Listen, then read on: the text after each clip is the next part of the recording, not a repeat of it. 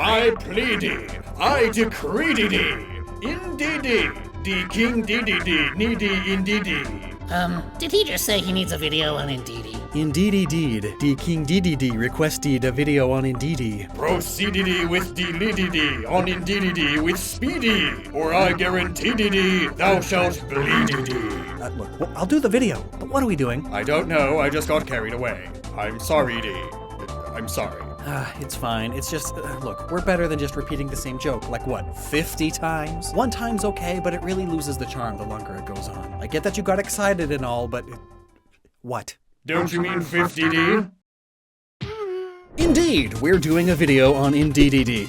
I am never doing that joke again. But Indeedee is a curious one. Game Freak hasn't been doing as many Pokemon with sexual dimorphism in the newer generations, but now it seems that the few that do show some have got something big about it. In fact, this is the first time a Pokemon's move pool is even dictated by them being male or female. For instance, the female Indeedee can learn Follow Me at level 25, but the male will instead learn After You. How gentlemanlike! And of course, their appearance changes as well. Yes, take note of the pink and blue triangles around their eyes, matching those found on gender signs. The position of these markings change too, with the ladies looking like eyelashes and the gentlemen's like a little pencil mustache. But these are probably the least noteworthy differences in their designs. The females of the species have a mostly white body that extends to pretty much everywhere besides her limbs, and skirts out towards the hips to create the appearance of a maid's dress and apron. Even its tail looks like an apron tie in the back. Then the male's design, on the other hand, focuses on the darker colors of the body. Only the neck is white, ending in a triangular point, just like a butler's suit. They're housekeepers, a maid and a butler. Both very stereotypical British jobs that rich folks would keep around as servants. It fits their general theme of helping the people of Galar, as parents will trust them to watch their children, and Nurse Joys keep them at Pokemon centers. And going back to their move pool, only the ladies can learn healing moves, perfect for patching up a Pokemon or dumb child in a pinch. And yes, Indeedee indeed incorporates Indeed into its name, which is just fancy talk for saying yes. It is a stereotypical phrase in media for servants, especially British butlers. Yes, indeed, sir. This naming scheme is even incorporated into its Japanese name, Yes-san. Notice how the name sounds like yes, and? This is because in Japanese, it is especially proper etiquette to ask lords for additional tasks before beginning the initial task you were given. Bring me my morning coffee. Yes, and? Do the laundry.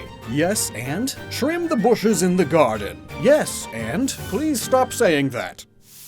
Indeed, but then the extra D in Indeedee isn't just because it sounds fun. As a name, Dedede is Welsh and means a few opposing things like pleasure, delight, divine, but also it could mean sorrow, broken-hearted, and swarthy. These major differences in the name meaning could relate to the different expressions the males versus the females have. Butlers are expected to be stoic and emotionless, while maids are traditionally bubbly and rays of sunshine. Good old gender roles. But despite this outward expression, both emotions can be applied to how both positions really are, full of delights and benefits, but also sorrows. Well, I guess that can be pretty much applied to any job nowadays, can't it? But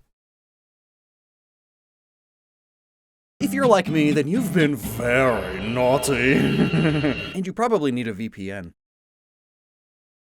This video is sponsored by NordVPN. Living on the edge is not for everyone. Do you ever find yourself connecting to some free Wi-Fi at the local cafe? That's very risky. Anyone with the right tools and wrong intent can see everything you're doing. Passwords too. But you can protect yourself with NordVPN's traffic encryption, and that's just one of many threat protection features. But I get it, security is boring. I just want to watch content I'm not supposed to. And well, I've been using NordVPN to watch the latest seasons of Taskmaster, which you're only supposed to be able to do if you're British, which I am not. But thanks to NordVPN, I can tell any server that I am indeed British. And also right now, new users can get a huge discount with the purchase of a 2-year plan plus 4 months free. Indeed, it's true. And all you gotta do is click the link below. NordVPN.com/Lockstin. Yes. I'm British. Did I just hallucinate that entire thing?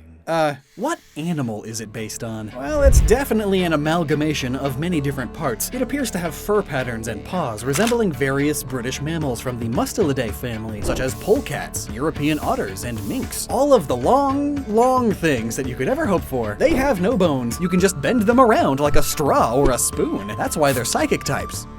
Maybe. They could also be rabbits. Their horns do look rabbit ear-like, and if you're unsatisfied by the ear parallel, jackalopes and wolpertingers are rabbit cryptids that have antlers, which are kinda like horns, so maybe they have some mythological blood in them too. And while on that subject, rabbits are associated with mystery and magic in European mythology, giving them even more of a reason to be psychic type. But even still, it may also pull from satyrs and fauns of European myth, standing upright and having horns and all. And I like to think this last one is the most influential on their designs, especially so by Puck and wow.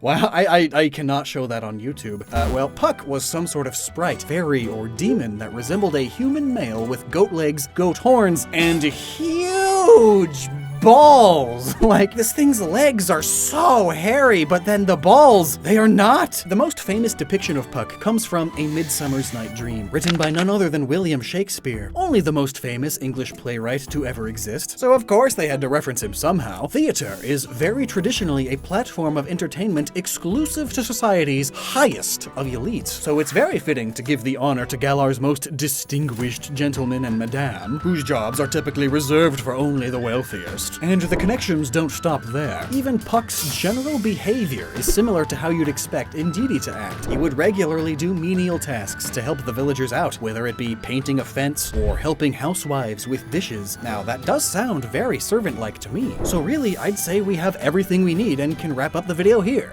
Except for one thing. Puck was a trickster. Yes, he really did help people out, but he expected pay in return, and if he didn't get it, he would drain your child's college fund. He'd leave the place worse off than how he found it, and sometimes he just liked messing with people, just unprovoked. Spoiler alert for a 426-year-old story, but Puck meddling with the characters is kind of the whole point of the story. He makes the two guy characters fall in love with the same girl character, creating unnecessary turmoil and possibly starting shipping culture. Easily the most devious thing he's done. But then, I just can't see these two Pokemon doing anything similar to that. Rather, they look the type to make you wear elbow pads while riding a bike. Puck, he'd push you off the bike for looking at his favorite rock the wrong way. But that's where Faunus and Fauna come in, a pair of horned gods in Roman myth. Faunus was known for his many services in agriculture and taking care of cattle, while Fauna was known for her beloved nurturing of all living beings, and according to some experts, they are the perfect example of the Roman tendency of creating gender-complementary pairs within a sphere of functionality. So, if you were to make a Pokemon out of them, they would have to have a big male-female difference in their roles, and they would very much have to fit into traditional gender roles. And as we see in their Pokédex entries, males will act as valets for those they serve. It's a butler and a guardian. And as I alluded to before, the females are particularly good at babysitting. Both gender roles that relate back to those deities who,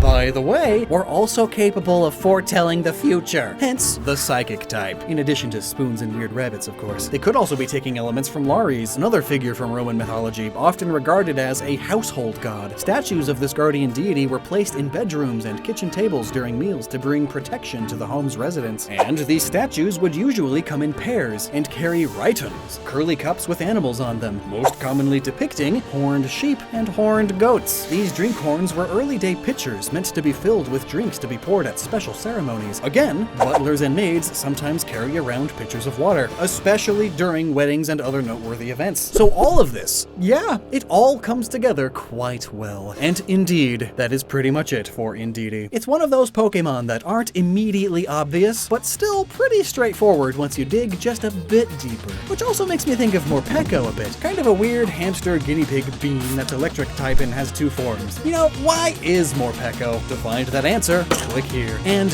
never stop using your noggin.